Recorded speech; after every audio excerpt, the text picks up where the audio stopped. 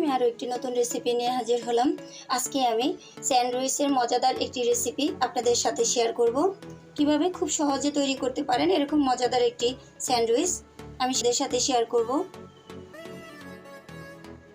এখানে আমি দুটো পেঁয়াজ কেটে নিয়েছি। আমি পেঁয়াজগুলো একটু চিকন করে কেটে নিয়েছি। কিছু ধনে পাতা কুচিয়ে নিয়েছি, কিছু মরিচ কুচিয়ে নিয়েছি, হাফ চা চামচ লবণ দিয়ে দিলাম। এখন আমি এগুলো একটু চেটকে নেব।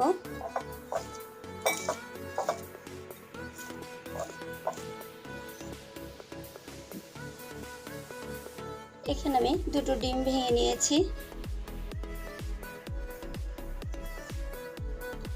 এখন আমি ডিমগুলো একটু ভালো করে ফেটে নেব।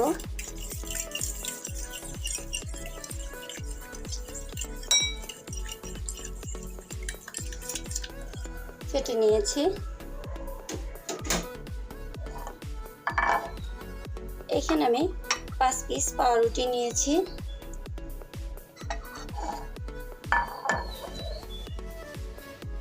এখন আমি পাউরুটিগুলো ডিমের উপর দিয়ে চুবিয়ে নিব।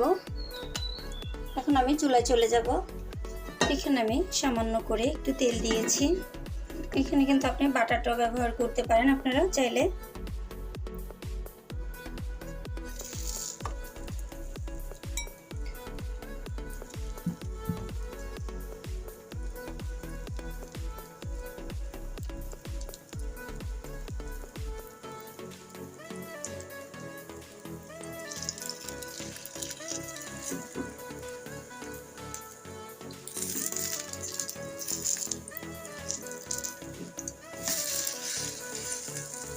এক্ষেত্রে আমি চুলার আঁচটা একদম মিডিয়ামে দিয়ে দিয়েছি।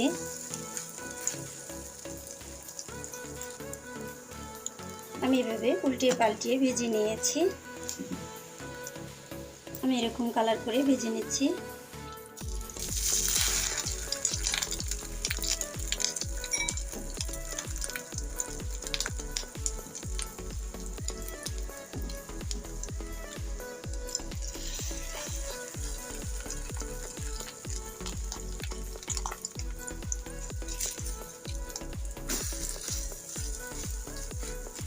পেঁয়াজগুলো এইভাবে উপরে দিয়ে দিলে খেতে কিন্তু খুব ভালো লাগে। বাচ্চারা তো অনেক পছন্দ করে।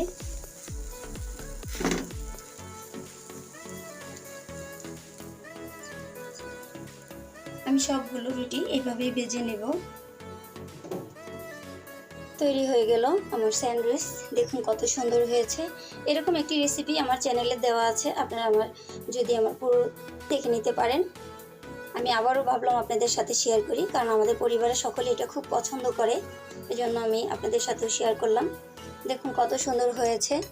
যদি এই রেসিপিটা আপনারা বাচ্চাদের টিফিনে দিতে চান তাহলেও দিতে পারেন, বাচ্চারা কিন্তু খুব পছন্দ করে খায়। যদি আমার রেসিপিটা ভালো লেগে থাকে তাহলে আমার ভিডিওতে একটি লাইক দিয়ে দিবেন এবং আমার চ্যানেলে একটি সাবস্ক্রাইব করে দিবেন। Yeah.